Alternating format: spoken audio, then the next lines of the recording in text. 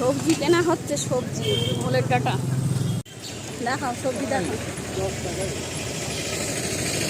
ওলের ডাটা কেনা হচ্ছে, ওলের ডাটা। হ্যালো, কি করছো বন্ধুরা? রান্নার এখানে চলে এলাম। আজকে রান্না করব ওলের ডাটা। তাহলে চলুন।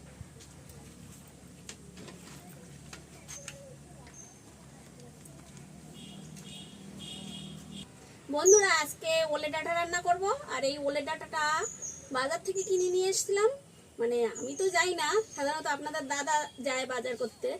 কালকে আমি গিয়েছিলাম বিকালে একটা অন্য দরকারে বাজারে, তখন দেখি ওলের ডাটা আছে। তা মনে করলাম যে কিনে নিয়ে যাই, আর আপনাদের সাথে সেটাই শেয়ার করব। ওলের ডাটা রান্না করব। দেখুন, চিংড়ি মাছ নিয়েছি, চিংড়ি মাছ দিয়ে তাহলে প্রথমে আমি এগুলো কেটে নিই।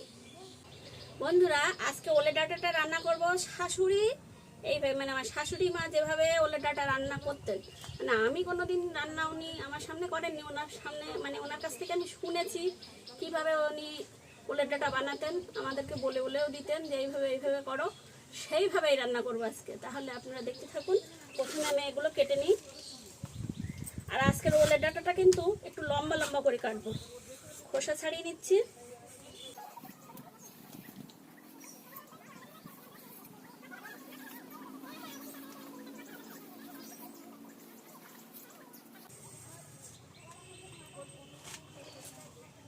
বাজারের ডাটা একটু লম্বা লম্বা করে কাটবো,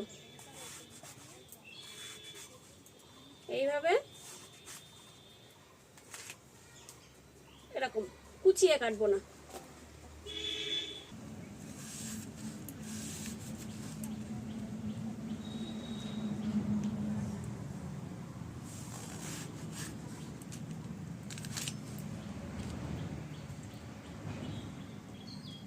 এরকম ভাবে।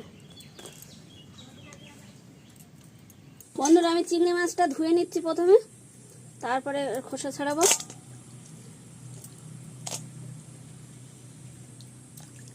বাজারের থেকে আনা মানে প্রচুর নোংরা থাকে, ভালো করে গোটা অবস্থায় ধুয়ে নেব, তাহলে ময়লাটা বেরিয়ে যাবে।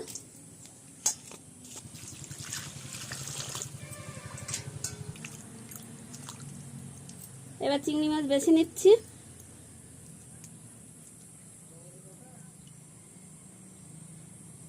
মাথার খোলাটা ফেলে দিলাম। মাথার কাছে এইটা থাকে, এটা বার করে দিতে হবে। দিয়ে আমি খোসা বাদ দিয়ে দিচ্ছি, দিলে খেতে ভালো লাগবে। আর এখানে ডাড়ে একটা এ থাকে সুতো মতন,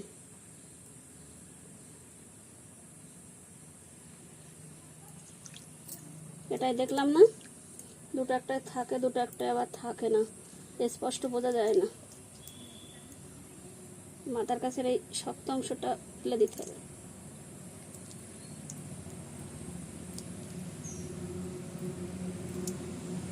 দেখুন, এটাই কিন্তু বোঝা যাচ্ছে একদম স্পষ্ট একটা কালো সুতো আছে।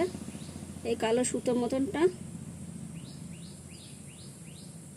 এখান থেকে এই টেনে বার করে দিলাম।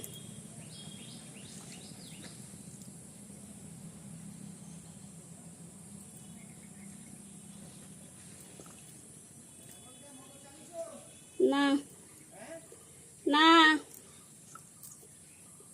এরকম ভাবে আমি সবগুলো পরিষ্কার করে নিচ্ছি।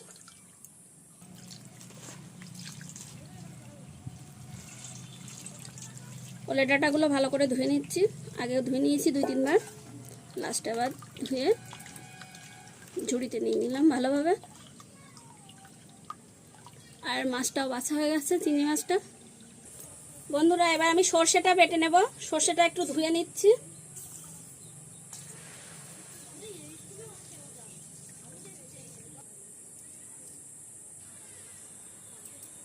সর্ষেটা শিলের ওপর নিয়ে নিলাম।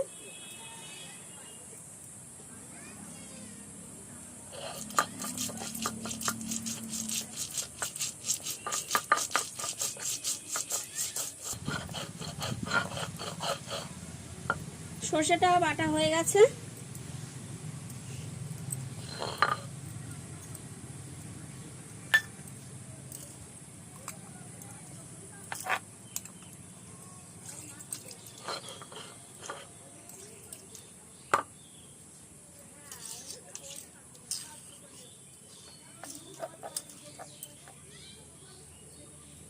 সর্ষেটা বেটে নিলাম। আগে মাছটা ভেজে নেব। তেল দিয়ে দিয়েছি, মাছটা দিয়ে দিচ্ছি। লবণ হলুদ মেখে নিয়েছিলাম, মাছটা ভেজে নিয়েছি, নামিয়ে দিচ্ছি।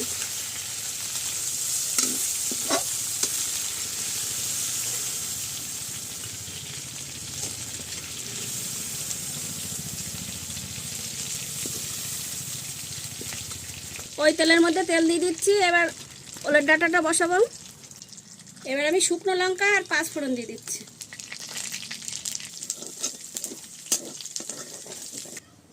দিচ্ছি রসুন থেতো,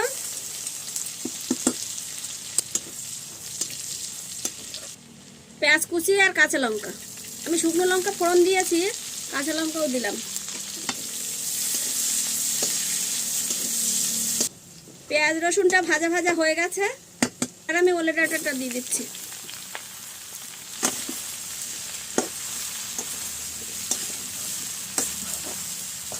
স্বাদ অনুসার লবণ।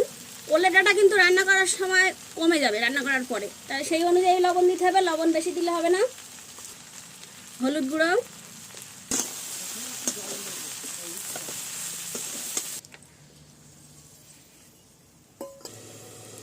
কিছুক্ষণ বাদে ঢাকনা খুলছি। আমি তো একটু জল দিয়েছিলাম, যেহেতু ওলের ডাঁটাটা একটু শুকনো শুকনো ভাব লাগছিল বাজারের, যেহেতু টাটকা গাছ থেকে কাটা না, একটু জল দিয়েছি ভালোভাবে সিদ্ধ হওয়ার জন্য। আবার একটু ঢেকে দিচ্ছি। এবার আমি ঢাকনাটা খুলছি, দেখবো সিদ্ধ হয়ে গেছে কিনা ডাঁটাটা। ডাঁটাটা সিদ্ধ হয়ে গেছে।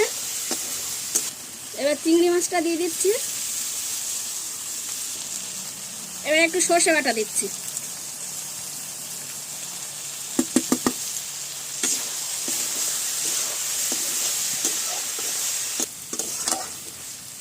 আমার ওলের ডাঁটা দিয়ে চিংড়ি মাছ রান্না হয়ে গেছে, আমি নামিয়ে দিচ্ছি।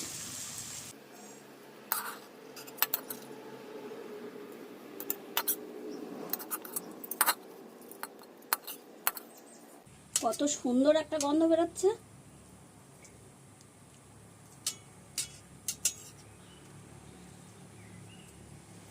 বন্ধুরা, ওলের ডাঁটা আর চিংড়ি মাছ কত সুন্দর হয়েছে, খেতেও কিন্তু দারুণ লাগে। আপনারা একবার বাড়িতে এইভাবে বানিয়ে দেখবেন, আশা করছি ভালো লাগবে।